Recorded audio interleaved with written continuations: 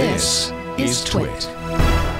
TikTok, if you've been following the news, you've seen TikTok in the news a whole lot lately. They've been undergoing some incredibly fast-moving, unprecedented political pressure over the past month. President Trump, of course, singled out the company weeks ago, issuing an executive order that would ultimately ban TikTok from operating in the U.S., if not sold to a U.S. company. I think I'm getting that right. Anyways, since then, we've heard that Microsoft and Oracle and even Walmart, strangely, are in the running. Late last night, news broke that the CEO of TikTok, Kevin Mayer, announced his resignation from the role to employees. And joining us to talk about this is Chris Stokel-Walker, a freelance journalist and author of a book right now that you can get on YouTube, but also author of an upcoming book on TikTok, which is so perfectly timed. Welcome to the show, Chris. Hi, nice to have you. Thank you so much for having me. It's got to be great when you're an author of a book and you're working on something and then something this major and critical around the topic of your book begins to happen. It certainly gives you plenty to write about, but I imagine it also has a lot of complications that it introduces into the process. Yeah, books go very, very slowly and tech news goes very, very quickly. So the two don't really combine too well, but I'm trying to keep up and learning about supermarkets now, Walmart, obviously, as you said. Yes, interestingly. So let's first of all start with kind of the big news, or what kind of kicked off this the last 24 hours, let's say even the last 12 to 14 hours. What did Mayer say were his reasons for stepping away from this role? And why do you believe he had to do this right now? Like, what do we know about this? I think it's basically because the job that he signed up for no longer exists. Donald Trump wants TikTok to be split from its parent company, ByteDance, which is based in China. And obviously, that is problematic. Mayer joined in May. We have to remember that wasn't that long ago. And actually, it turns out that Mayer was not only going to be CEO of TikTok, but he was going to be the chief operating officer of ByteDance. And half of that job will disappear at least. But then if you think about if Microsoft end up buying it or if Oracle end up buying it, is this guy who was up until kind of April, May time in line to be the next Disney boss going to end up being middle management for a old-fashioned tech company? He doesn't want that. So he said, yeah, the political environment has changed. His job role has changed. So the time now was to step away. And there has been some reporting about the fact that maybe he stepped away because he was sidelined in the negotiations. Whether or not that is entirely true, I haven't been able to verify it, but it wouldn't surprise me if he kind of feels a little bit disenfranchised from this whole process. Yeah, I think I read that too, that possibly he sat outside or has sat outside somewhat from the Microsoft negotiations, whatever's going on behind the scenes. And for a CEO of a company like this, that would be about the biggest slap in the face that you could encounter, or at least one of them anyways. Now, he was hired only 4 months ago, 3 to 4 months ago, so not very long ago in the grand scheme of things. What do you think motivated his hiring in the first place? Like, what was it about his background that he brought to the table that TikTok and ByteDance thought was perfect for this role? So, I mean, there's two elements, I think, to that, Jason. Number one is this idea that actually he is a very, very strong executive. He built out a really strong streaming business. He was kind of responsible for Disney Plus. And so we know that he would have been a pretty good fit there. But then there is the geopolitical issue. And this is maybe where me being based in the UK gives a little bit of an advantage here, is I can look at this from outside the United States. What is more American than Mickey Mouse? This is basically the very callous play that I think TikTok made to try and appease Donald Trump, to say, well, we're hiring the most American executive from the most American company, so you can trust us. I think that was partly why they did it. And ultimately, the idea of not having to do that anymore if they are getting a Microsoft or a Walmart, or even just knowing that wasn't enough, presumably, to convince Donald Trump that this wasn't some sort of giant Chinese conspiracy.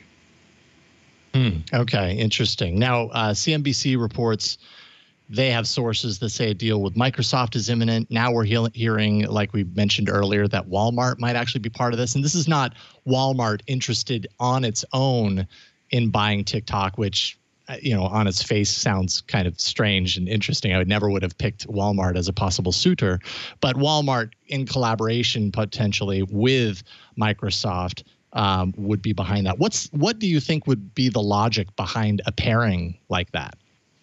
Well, Walmart wants to get into the e-commerce business, and we know that Douyin and ByteDance in general in China is really big on e-commerce. Lots of the things that we see in Chinese tech are starting to come over to Western technology just on a few years delay. So that idea of having a really mature e-commerce space and kind of building that out from an attempt to tackle Amazon. We know Walmart has kind of fallen behind. So that would explain why they might have been piggybacking on that deal. I know, for instance, they did try to tie up with a few investors earlier on in the process to buy TikTok, but they ended up being kind of rebuffed.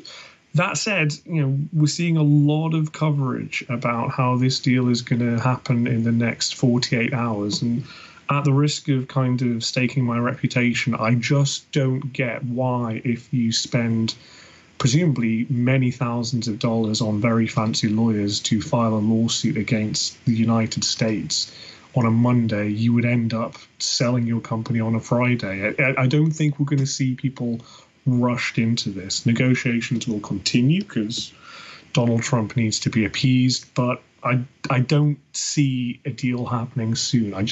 It doesn't make any sense to me.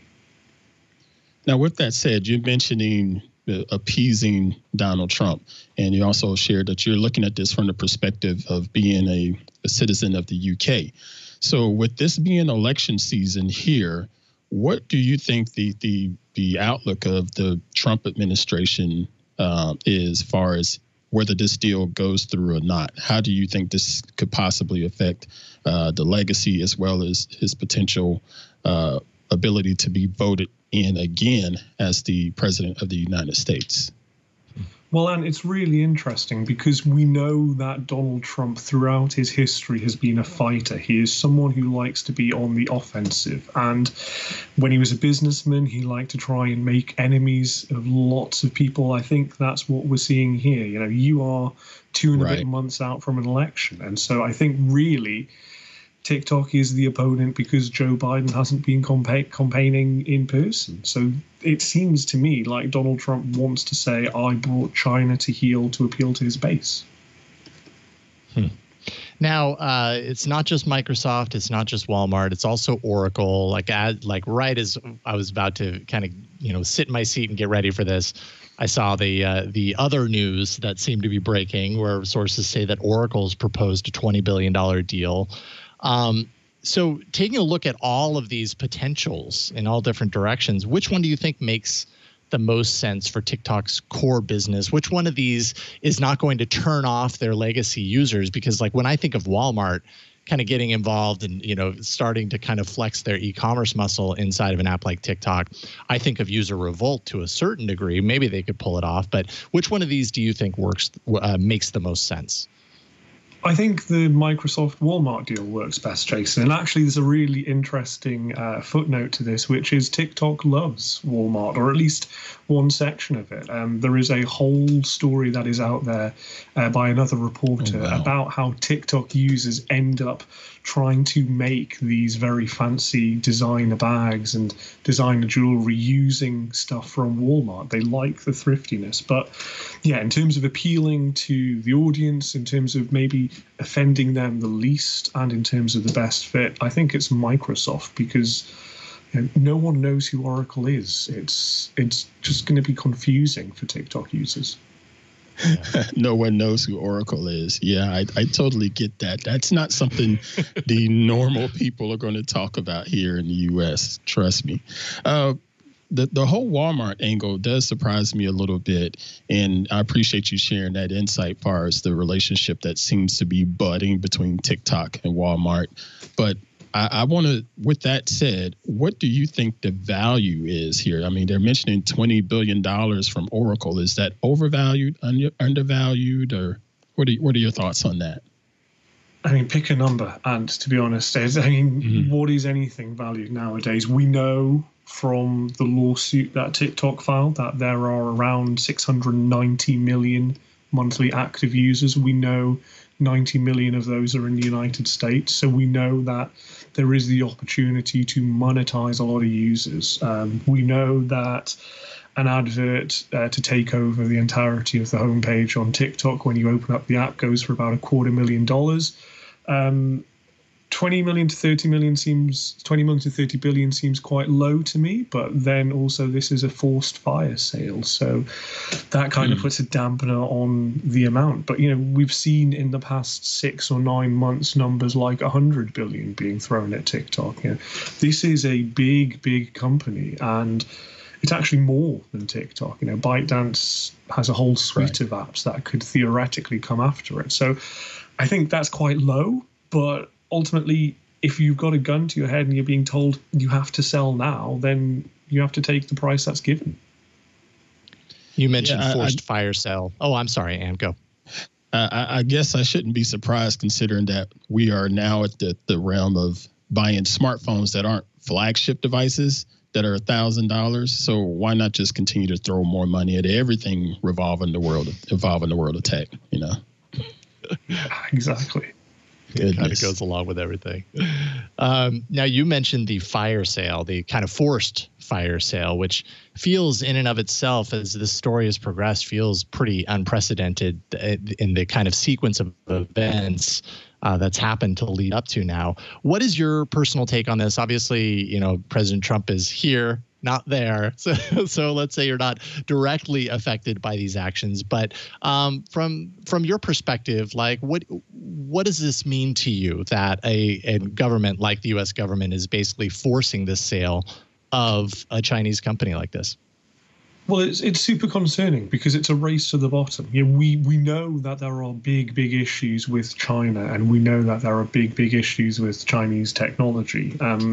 It's worth pointing out that TikTok has been vetted by an awful lot of information security professionals here in the West, and a lot of the stuff that is claimed seems not to be true. But there is this bigger concern here, which is that Donald Trump is stooping to the level of the Chinese Communist Party. They are very keen on a protectionist state. They are very keen on a nationalized, balkanized internet. And more concerning to me than anything else is this idea that you can kind of force innovation to be stifled and have some sort of weird nationalist protectionism just because you don't like where someone comes from. And this is a uniquely American thing to happen.